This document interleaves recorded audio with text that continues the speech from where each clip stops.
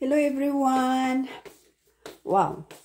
Ang ganda pala ng phone ko guys kasi may dual record pala siya guys. Habang umiikot ako at pinupicturan ko yung sarili ko, pwede mo pala makita itong surround ng bahay ko habang sasalita ako, no?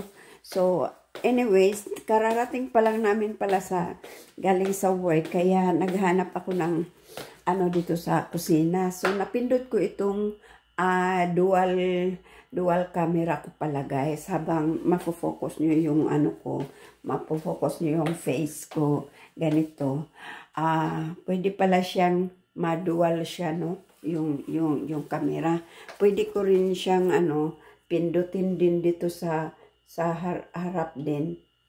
Para mapalaki din yung kaya yun, marami kaming ulam. May chicken pa kami, may beef kami, tapos may ginataan pa kaming Kaya mag-iinit ra kami ng pagkain today guys.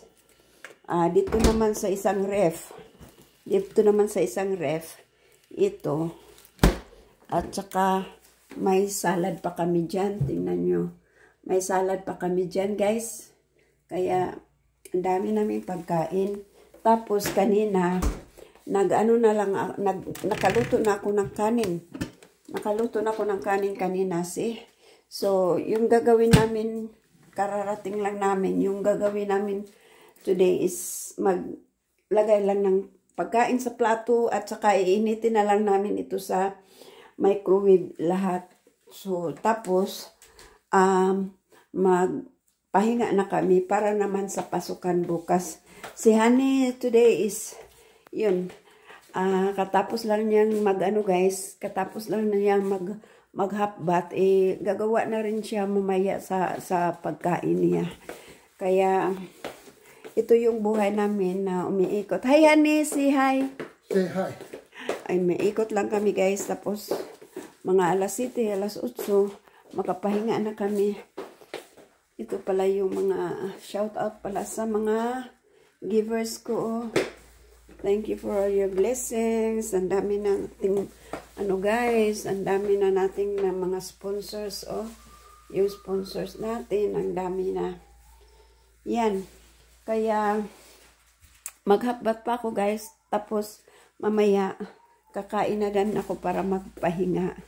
So, anyways, Honey is looking now his food, and he will make his own food, guys. And what is your food, Honey? French fries and chicken fingers. French fries and chicken fingers, guys. Kaya nagluluto na ako habang nung Sabado at saka Linggo ba. Nagluluto na ako lati, kaya pagdating namin sa work ng ganito, wala na kaming halos gagawin, kundi mag-init na lang ng pagkain namin. Kaya, let's eat for dinner! Thank you for watching!